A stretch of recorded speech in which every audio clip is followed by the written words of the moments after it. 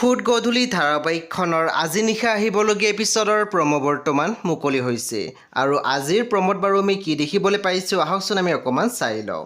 আজিৰ প্ৰমৰ প্ৰথম ভাগত আমি দেখিবলৈ পাইছোঁ অনুৱে কৈ আছিল ভগৱানে তোমাক সুমতি দিয়ক ইছু, অতীতৰ ভুলবোৰ যাতে তোমাক আৰু বিচলিত নকৰে, তোমাৰ জীৱনলৈ নতুন সংগী আহক। তাৰপিছত আমি প্ৰমোত দেখিবলৈ পাইছোঁ ৰেণুৱে মাধৱক কৈ আছিল তাত আকৌ আপুনি পচন্দ অপচন্দৰ কথা নক'ব দেই। তেতিয়া আমি দেখিবলৈ পাইছোঁ মাধৱে ৰেণুক কৈছিল হ'ব মই জানো নহয়। তাৰপিছত আমি প্ৰমোত দেখিবলৈ পাইছোঁ অনুৱে কৈ আছিল যদি আপোনালোকে মোক অনুমতি দিয়ে তেন্তে এইখিনি কথা মই গৰিমাৰ লগতে আলোচনা কৰিব পাৰোঁ নেকি। তাৰপিছত আমি প্ৰমোত দেখিবলৈ পাইছোঁ মানুহগৰাকীয়ে কৈ আছিল টেনশ্যনটো হ'বই, এতিয়া গৰিমাও আহি পোৱা নাই।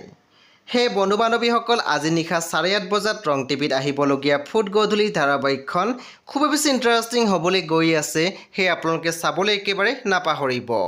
পৰৱৰ্তী আপডেটৰ বাবে আপোনালোকে মোৰ চেনেলটো ছাবস্ক্ৰাইব কৰি কাষত থকা বেল আইকনত টিপি দিবলৈ একেবাৰে নাপাহৰিব।